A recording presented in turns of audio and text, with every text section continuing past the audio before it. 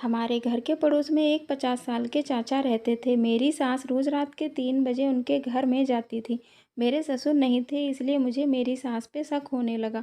एक दिन रात को मैंने चाचा के घर जाते हुए अपनी सास का एक वीडियो बना लिया और वह वीडियो मैंने अपने पति को दिखाया। मेरे पति मुझ पर बहुत ही गुस्सा करने लगे, इसलिए दूसरी रात को मैंने उसी समय अपने पति को बालकनी से अपनी सास को चाचा के घर जाते हुए दिखा दिया।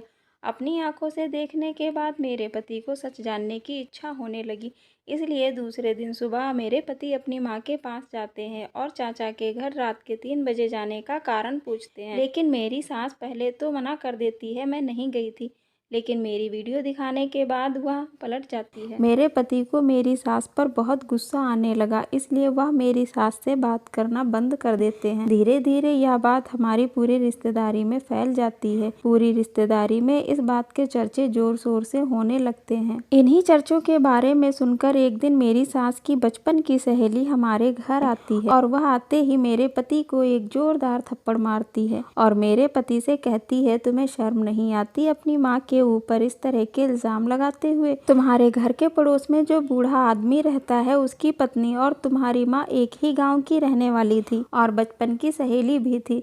फिर दोनों की शादी हो जाती है और दोनों अलग अलग गांव में अपने अपने पति के साथ रहने लगती है। फिर एक दिन दोनों की मुलाकात शहर के एक अस्पताल में होती है और उस समय दोनों ही गर्भवती होती हैं। दोनों एक ही अस्पताल में अपने बच्चे को जन्म देती हैं। तुम्हारी माँ का बच्चा जन्म लेते समय ही मर जाता है और तुम्हारी माँ की सहेली अपने बच्चे को जन्म देने के बाद ही उसकी तबीयत बहुत ज़्यादा खराब होने लग जाती है और उसका बचना नामुमकिन था, इसलिए वह अपने बच्चे को अपने पति के साथ में तुम्हारी माँ के पास भेज देती है और वह तुम्हारी माँ से वादा लेती है कि इस बारे में मेरे बच्चे को कभी ना बताएं और मेरे बच्चे की अच्छे से परवरिश करना। सहेली के मरने के बाद उसका पति भी दूसरी शादी कर लेता है, लेकिन दूसरी पत्नी से कोई बच्चा नहीं होता है और वह भी मर जाती है।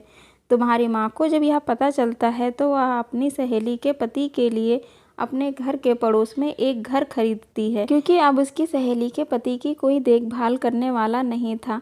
जिस बच्चे को तुम्हारी माँ देखभाल करती है वह कोई और नहीं तुम हो और तुम्हारे घर के पड़ोस में जो आदमी रहता है, जिसके लिए तुम्हारी माँ समाज के डर से आधी रात में खाना बनाने के लिए जाती है, वह कोई और नहीं तुम्हारी माँ की सहेली का पति यानी कि तुम्हारा सगा बाप है।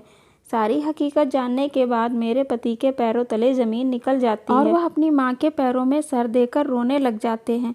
मैं भी अपनी सास के पैरों में गिरकर माफ़ी मांगने लगती हूँ और अब मेरे पति अपनी माँ और उन चाचा यानी कि अपने पिता की देखभाल बहुत खुश होकर करने